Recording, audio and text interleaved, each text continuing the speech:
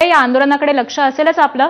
तुर्तास सांगलीमधून एक बातमी येते। सांगली शहराला पाणी पुरवठा करणाऱ्या महापालिकेच्या पाईपलाईनचे व्हॉल्व हे दुरुस्त करण्याचं काम सुरू असल्यामुळे अभ्यंग स्नानाच्या दिवशी सांगलीकरांचा पाणी पुरवठा हा ठप्प झालाय आणि त्यामुळे सांगली शहरातील खाणभाग परिसरामधील संतप्त झालेल्या नागरिकांनी आणि माजी नगरसेवकांनी महापालिकेच्या पाणी पुरवठा विभागासमोर रिकाम्या बादल्या घेऊन हे ठिय्या आंदोलन मांडलंय।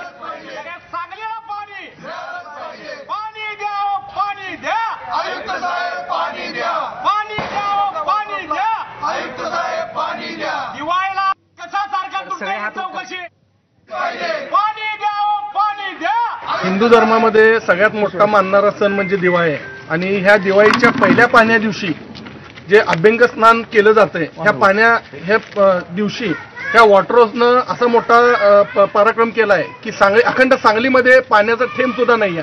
त्यासाठी सर्व नगरसेवक मिळून ह्या वॉटरवर्क्समध्ये अभियंत्यांना भेटायला आणि आयुक्तांना भेटायला मोकळ्या पाण्याच्या बारड्या घेऊन ह्या वॉटरवर्क्समध्ये आलेत, जेणेकरून थोडं पाणी आपापल्या वॉर्डामध्ये घेऊन जाऊ शकतील।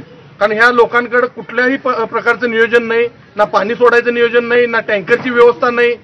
त्यामुळे अखंड दिवाळी ही बिना पाण्याची ही सांगली नगरी साजरी करत आहे आणि याचा निषेध म्हणून आज सगळे नगरसेवक या ठिकाणी पाणी मागण्यासाठी महापालिकेच्या दारात आले आहेत।